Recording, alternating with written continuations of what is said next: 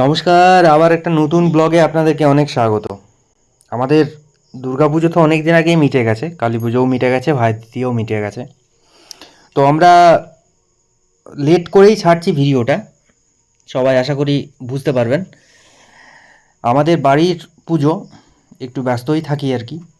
আমরা এখান থেকে শুরু করছি, ষষ্ঠী থেকে টিকিট্টিকার সমস্ত কিছু আয়োজন চলছে আমাদের। সপ্তমীর কিছু ভিডিও দিতে পারছি না, কারণ যেহেতু আমাদের বাড়ির পুজো, আর এবছর যা সপ্তমীর সময় ছিল আর কি, ভোরবেলায় একটু তাড়াহুড়োই হয়েছে আর কি, সেই অনুপাতে আমরা সপ্তমী ভিডিও দিতে পারছি না। সেই জন্য অষ্টমীর দিন দেবো। অষ্টমীর দিন সমস্ত কিছু রয়েছে, এই যে অষ্টমীর দিন এখান থেকেই শুরু হচ্ছে আমাদের সমস্ত কিছু পুজো। আমরা পুরো সমস্ত কিছু দেখাতে পারছি না, আমাদের মানে ক্ষমা করবেন একটু। আর যতটুকু আমরা দিতে পারছি দেখুন, আশা করি আপনাদের ভালো লাগবে। আমাদের বাড়ির পুজো, গ্রামের বাড়ির পুজো, আশা করি ভালো লাগবে।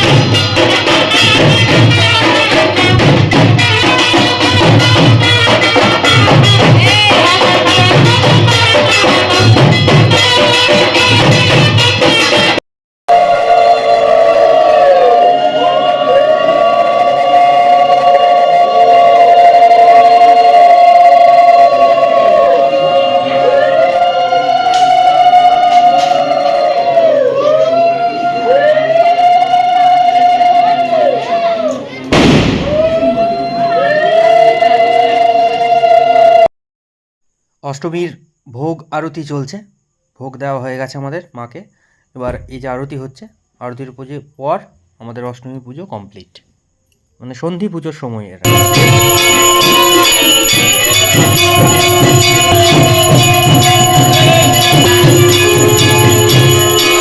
অষ্টমীর দিন পুজো হয়ে যাওয়ার পর এই যে মাকে সিঁদুর নিবেদন করে আমরা সবাইকে সিঁদুর পরিয়ে দিই।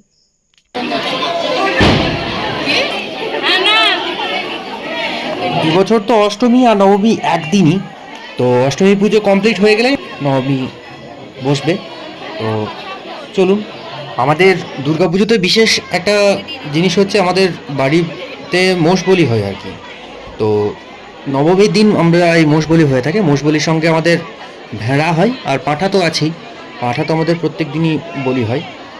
তো নবমীতে আমাদের এই মন্দিরটাতে যেহেতু মোষ বলি হয়, সেহেতু ভিড় প্রচুর আর কি, প্রচুর হয়। এই যে আমাদের মোষ বলি হয়ে গেছে, এই মোষটাকে নিয়ে পরে আমাদের একটু নাচানাচি করা হয় আর কি। সব যারা থাকে তারা একটু নাচানাচি করে। বলি তো দেখানো যাবে না, বলির ভিডিও ছিল আমার কাছে, কিন্তু বলি তো দেখানো যাবে না, সেহেতু অন্য দেখালামও না।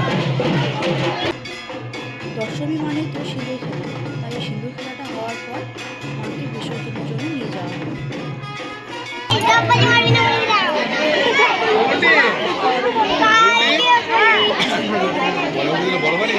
মাকে যেহেতু আমরা বিদায় দিচ্ছি, সেহেতু মাকে ভালো মুখ দেখিয়ে বিদায় দেব। তাই আমাদের এখানে যাত্রা দেখানোর নিয়ম আছে আর কি।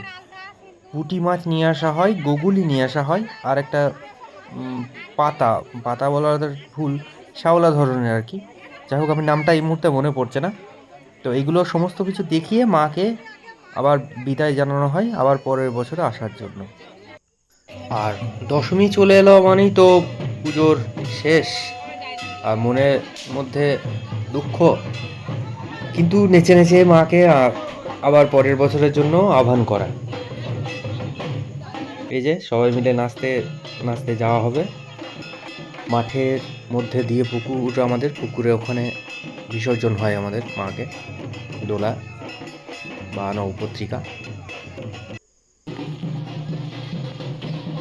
আপনারা একটু উপভোগ করুন।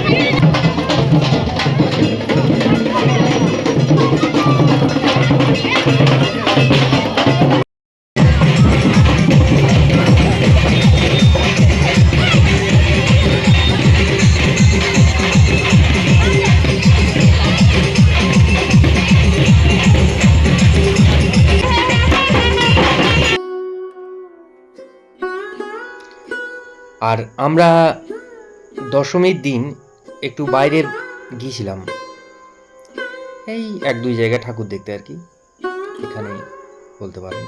তো এই ঠাকুর দেখার কিছু অংশ রইল, আপনাদের সাথে শেয়ার করলাম।